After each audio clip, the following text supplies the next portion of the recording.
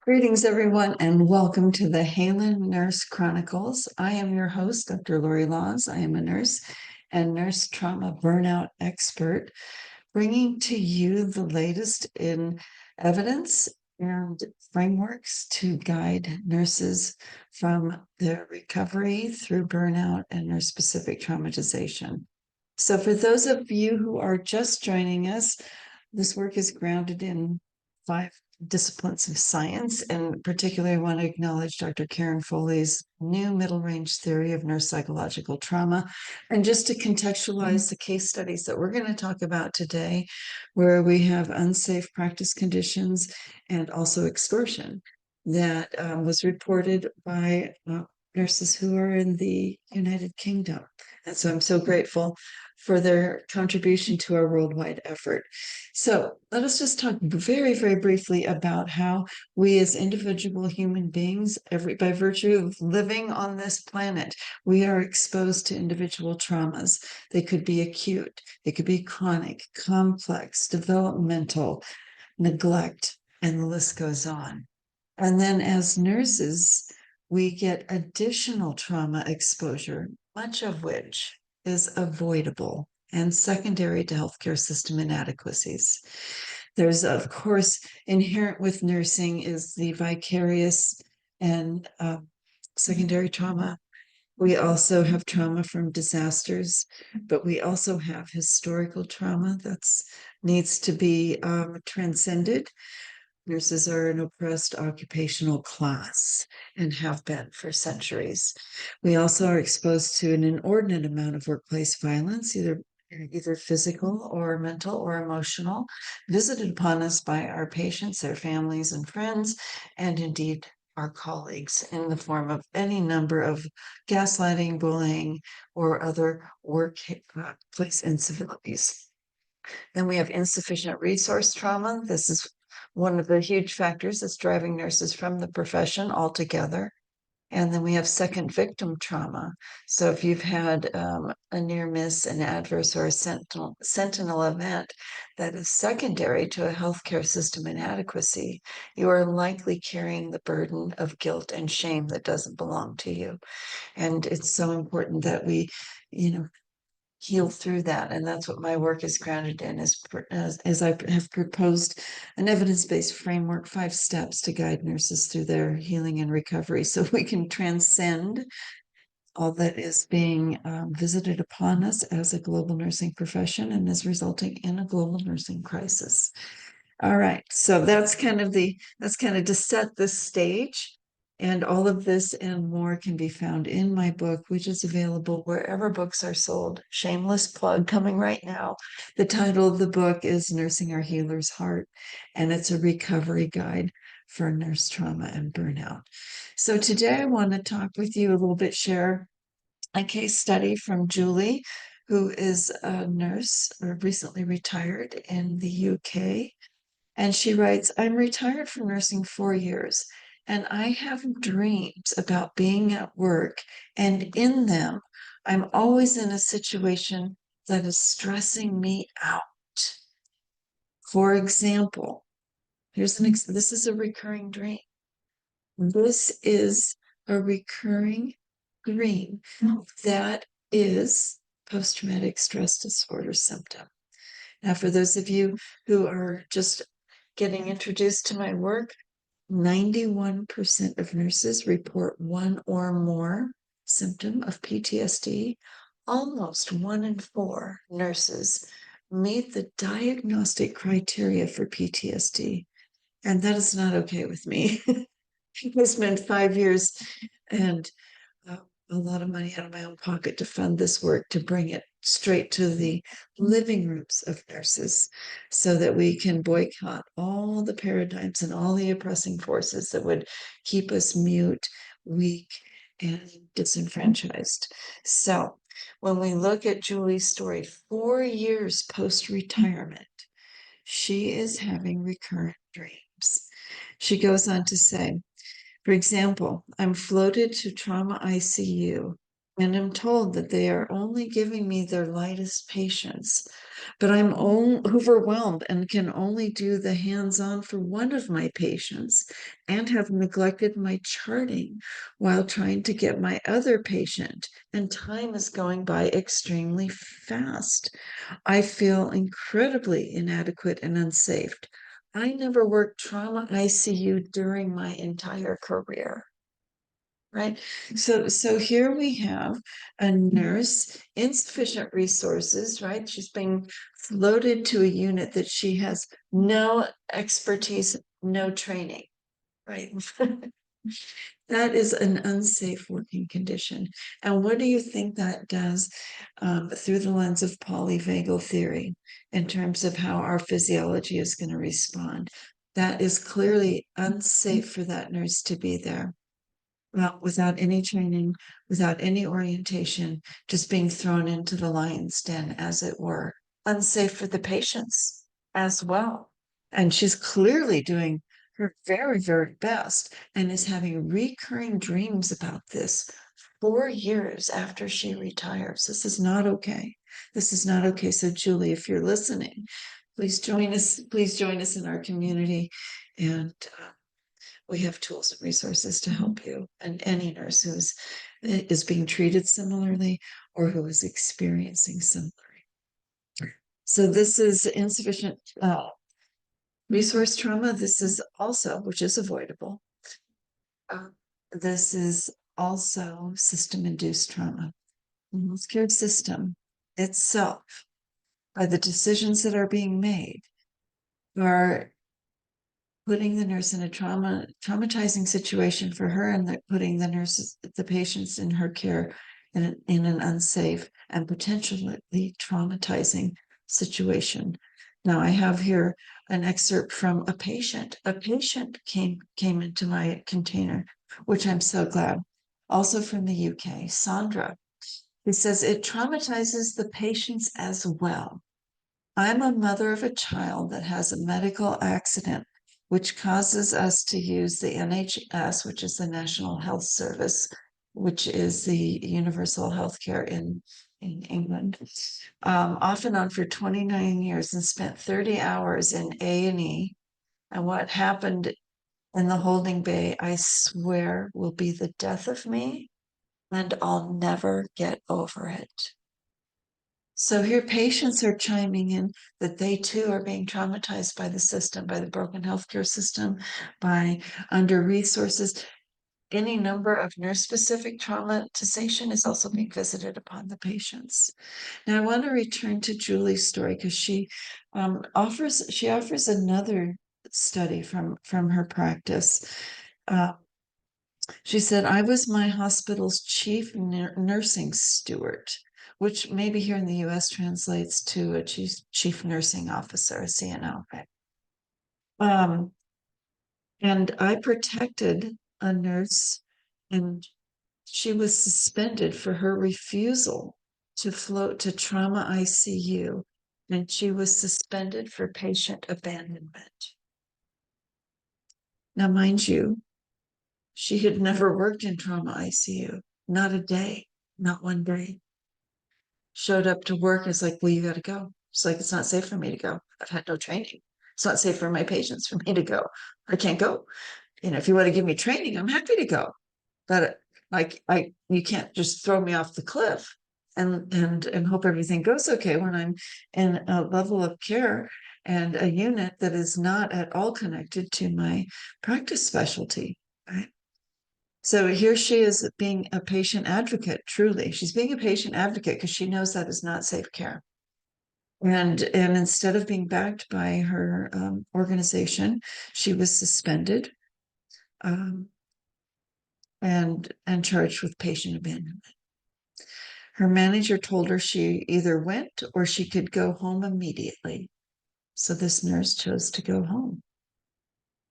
These are the decisions that nurses are having to make in practice every day. And let us be clear, it is wrong. No nurse, never, ever should a nurse be put in a situation where they are forced to practice in an unsafe manner. And it is the nurse's responsibility to be in compliance with their licensing agency, right? The State Board of Nursing here in the US, whatever state in which you're practicing, similarly over in the UK. And so here's this nurse doing exactly what she's supposed to do. And she gets sent home and then suspended and charged with patient abandonment.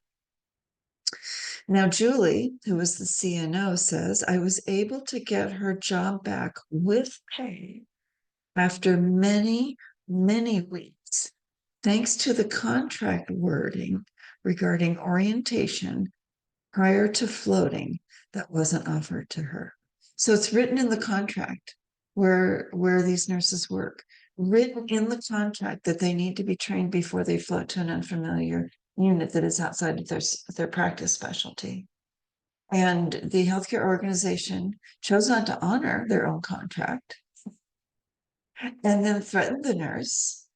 And then when the nurse refused to practice in unsafe working conditions that put her patients at risk, she was charged with patient abandonment and suspended. Now, not every CNO is going to fight as hard as Julie did for her nurse. But this story, well, I wouldn't say it ended well, but it ended better than most. So the story ending well is that we're never in this situation to begin with, because this is what is happening to nurses across the globe. And this is extreme trauma exposure for which there are no resources or supports being offered to the nurses.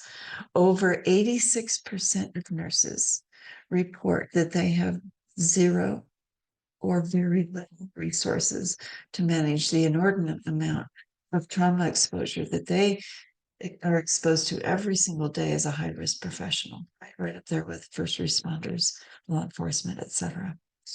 So it breaks my heart and also fuels what I'm doing in my work, and I hope that you will join me in that. I've brought forth a 5-step process. It's called the Your Innate Care Plan framework. And what it does is it grounds nurses and connects them to, because each of us have within us our unique innate capacity for healing. And so the formula goes like this. It's 3 A's plus B equals 3 R's. So what is that? Well, it's more than we can unpack in a single podcast, but just to kind of foreshadow where we're going, because I don't only want to talk about the problems, because there's no limit to those, but I also want to bring forth the solutions, right? And a way that we can individually and collectively do the healing that is before us and be the cycle breakers of nurse-specific traumatization and oppressive forces that would threaten us and keep us feeling weak and small and disempowered, right? Because at the end of the day, you're over 50%, between 35 and 50%, depending on the country that you examine, of the healthcare workforce. They don't want us to get better. They don't want to support us. It's not in their interest for that to happen, but it's in my interest to help us make that happen. So the Your Innate Care Plan framework, the 3 A's are awareness. First of all, let's be aware of what's happening, which is part of what this podcast and my work is doing.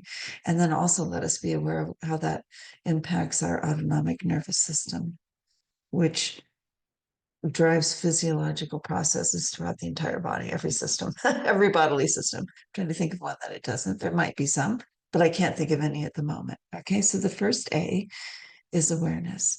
The second A is attending.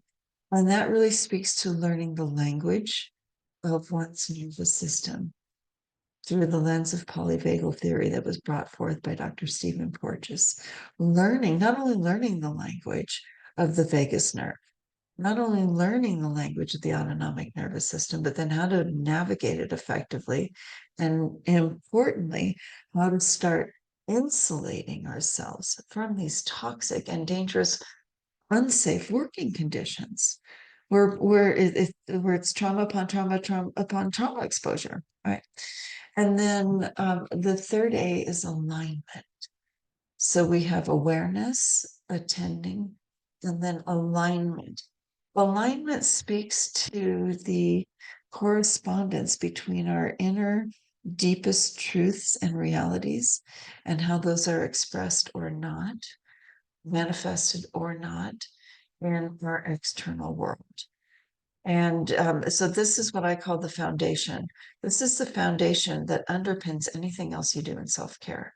Without a regulated nervous system, without being connected within and with others, without knowing how to navigate your nervous system and how to use it to insulate yourself against all that you're experiencing, then everything that self-care that puts on top of it kind of just keeps collapsing. I've talked to hundreds, maybe thousands of nurses by now. A lot of nurses. How's that for a non-specific term?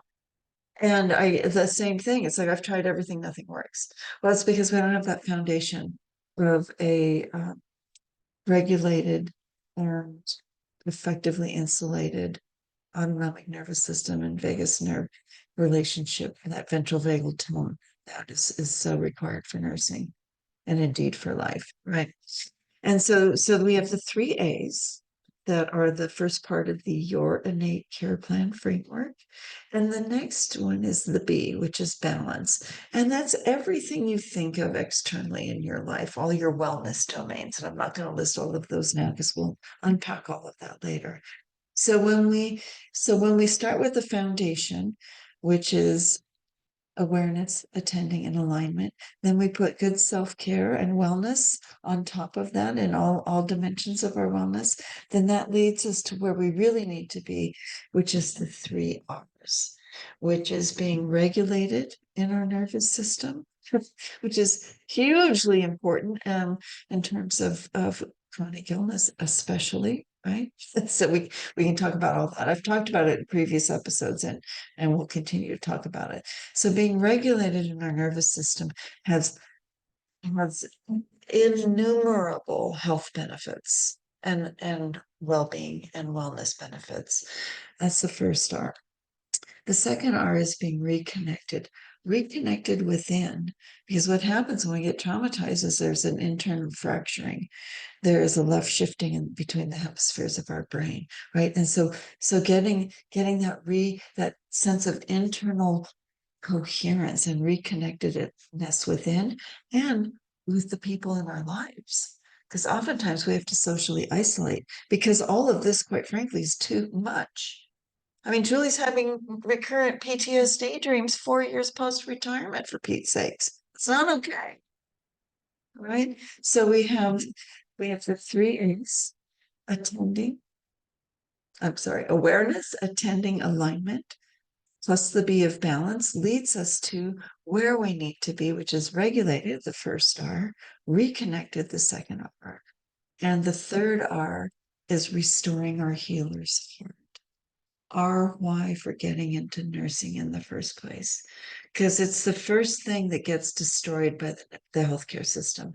They take our compassionate healer's heart that is so pure and intentional of making a difference and being with people and facilitating their healing in their most vulnerable and highest time of need, right? And they run it through the paper shredder, roll a steamroller over it. And so reclaiming that. So again, fundamental to my work and everything that I offer in my Breakup with Burnout Academy for nurses, or a 90-day program where we'll drop the link where you can take a quiz and see if and how, a self-assessment quiz, really, 1 minute to see if and how you've been affected. And then also a link to how you can learn more about a webinar, free webinar, where you can learn more about what is happening, maybe happening to you, and importantly, the pathway out, how you can start your healing process today. So we'll drop those in the show notes. And until next time, I just want to thank you so very much. I want to thank our guests today by virtue of their post on social media, for which I'm so grateful for your engagement. Please like and subscribe all my at drlorrelaws.com everywhere. We're everywhere. Please consider joining my Haelan nurse community on Facebook. And then I want to offer a special thanks to Julie and to Sandra. And I want to also leave us with this parting quote from Mary Hughes, also from the UK. He says, all healthcare professionals are traumatized and burned out. We need to heal together if we can work together. I'm a nurse for 53 years, and I hurt when the people I work with hurt. Unite, don't divide. Mary Hughes, thank you. I got goosebumps. Thank you for those poignant words. From my healer's heart to yours, please know that I am wrapping my heart around yours as you go through everything that you've endured. And that as you start your healing and recovery process, I will be with you every step of the way. And until next time, namaste.